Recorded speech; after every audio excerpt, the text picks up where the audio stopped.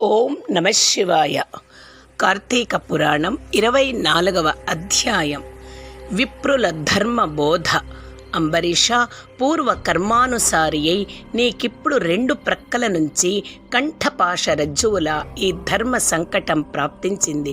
దుర్వాసుడు వచ్చే వరకు ఆగాలో లేదా ద్వాదశి ఘడియలు దాటకుండా పారణ చేయాలో ఏది నిశ్చయించి చెప్పడానికి మేము అశక్తులమైపోతున్నాము. కాబట్టి ఆత్మబుద్ధి సుఖం చైవ అనే సూత్రము వలన భారం భగవంతుడి మీద పెట్టి నీ బుద్ధికి తోచిన దానిని నువ్వు ఆచరించు అన్నారు బ్రాహ్మణులు. ఆ మాటలు వినగానే అంబరీషుడు, ఓ బ్రాహ్మణులారా, బ్రాహ్మణ శాపము కన్నా విష్ణు భక్తిని విడిచిపెట్టడమే ఎక్కువ కష్టంగా భావిస్తున్నాను అనే శృత్వర్త బోధక ప్రమాణము చేత ప్రస్తుతం నేను కాసిని మంచినీళ్లను త్రాగుతాను. అందువల్ల అతిథి కంటే ముందు అన్నం తినిన దోషం రాదు. ద్వాదశి గడియలో దాటకుండా ఆహారం తీసుకున్న పారణ ఫలితము ఉంటుంది. ఇందువలన దుర్వాసుడు కోపించి శపించే అవకాశము ఉండదు. నా జన్మాంతర పాపము నశిస్తుంది. ఇదే నా నిర్ణయం అన్నాడు. అలా అంటూ వారి ఎదుటనే రవ్వంత జలపానం చేశాడు. నోటి దగ్గర నీటి పాత్రనింకా నేల మీద పెట్టినైనా లేదు. అదే సమయంలో అక్కడ అడుగుపెట్టాడు దుర్వాసుడు. చేతితో జలపాత్రతో ఉన్న రాజును చూడగానే జరిగిందేమిటో గ్రహించేశాడు. చూపులతోనే కాల్చేస్తాడా అన్నట్లు చురచురా చూశాడు.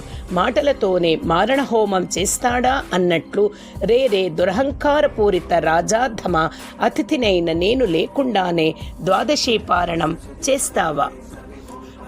స్నానం చెయ్యకుండా భోజనమును చేసేవాడు మలభోజి అవుతాడు.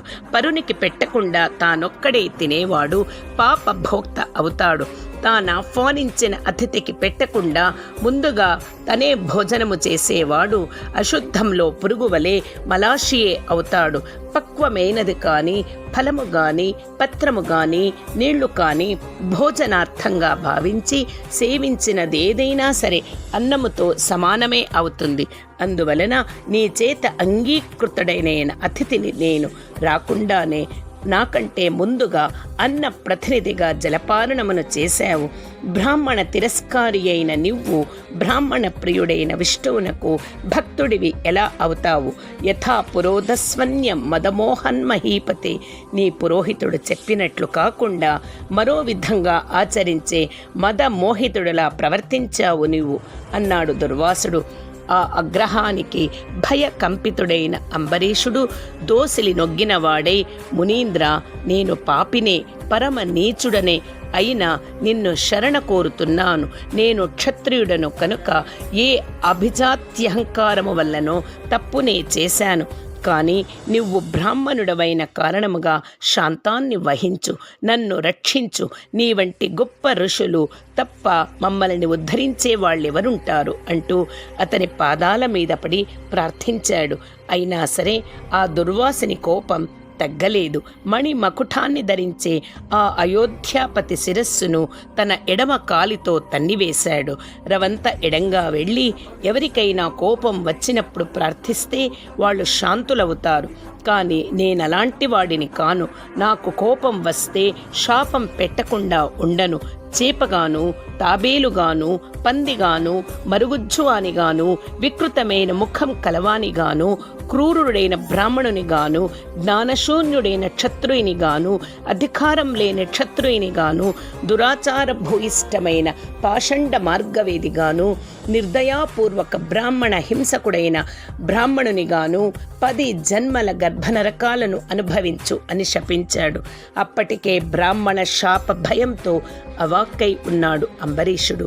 అయినా అతని ఆంతర్యంలో సుస్థితుడైన శ్రీ మహావిష్ణువు కల్పాంతరకాల లోక కళ్యాణార్థము బ్రాహ్మణ వాక్యాన్ని తిరస్కరించకూడదని తన వ్రతం వల్ల ఆ 10 జన్మల శాపాన్ని తానే భరించదలిచి గృహ్ణామి అని ఊరుకొన్నాడు. ఇన్ని శాపాలిస్తే గృహ్ణామి అంటాడేమిటి రాజు? వీనికింకా పెద్ద శాపము ఇవ్వాలి అని మరోసారి నోరు తెరవపోయాడు దుర్వాసుడు. కానీ సర్వజ్ఞుడైన శ్రీహరి దుర్వాసుడి నోట ఇంకో శాపం వెలువడకుండానే భక్తుడైన అంబరీషుని రక్షణార్థంగా తన ఆయుధమైన సుదర్శనాన్ని వినియోగించడంతో అక్కడి పూజాస్థానములో ఉన్న యంత్రాన్ని ఆవహించి జగదేక శరణ్యము జగదేక భీకరము అయిన సుదర్శన చక్రము రివ్వున దుర్వాసుని వంకగా కదిలింది.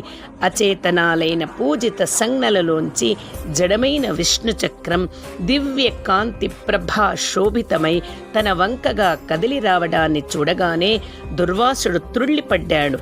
ఆ చక్రానికి చిక్కకూడదని భూచక్రమంతా కూడా క్షణాల మీద పరిభ్రమించాడు. అయినా సుదర్శనం అతగాడిని తరుముతూనే ఉన్నది. భీతావహుడైన ఆ దుర్వాసుడు వశిష్ఠాది బ్రహ్మర్షులని, ఇంద్రాది అష్ట దిక్పాలకులని, చిట్ట చివరికి శివ బ్రహ్మలని కూడా శరణు కోరాడు. కానీ అతని వెనకని విఫల మహాగ్ని జ్వాలాయుతంగా వస్తున్న విష్ణు చక్రాన్ని చూసి ఎవరికి వారే తప్పుకొన్నారే తప్ప విడిచి తెగించి ఎవరూ అభయవన్ను ఇయ్యలేదు.